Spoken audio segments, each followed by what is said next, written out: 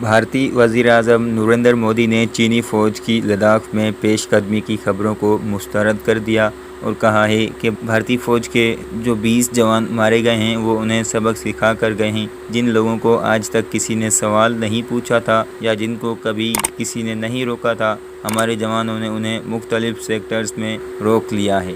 All parties meat سے خطاب کرتے ہوئے بھارتی وزیراعظم نریندر مودی نے کہا کہ نہ لداخ میں کوئی ہماری سرحد میں گھسا ہے اور نہ ہی کوئی گھسا ہوا ہے، نہ ہی ہماری کوئی پوسٹ کسی دوسرے کے قبضے میں ہے۔ لداخ میں ہمارے 20 جوان ہلاک ہوئے، لیکن جنہوں نے بھارت ماتا کی طرف آنکھ اٹھا کر دیکھا تھا انہیں وہ سبق سکھا کر گئے ہیں۔ انہوں نے کہا کہ بھارت کو اپنے فوجیوں پر پورا بھروسہ ہے۔ میں اپنے فوجیوں کو یہ یقین دلاتا ہوں کہ پورا ملک ان کے ساتھ کھڑا ہے، چاہے کارروائی کرنی ہو یا جوابی کارروائی، چاہے وہ زمین پر ہو یا فضا میں یا سمندر میں۔ ہماری مسلح افواج اپنے ملک کی حفاظت کے لیے سب کچھ کریں گی۔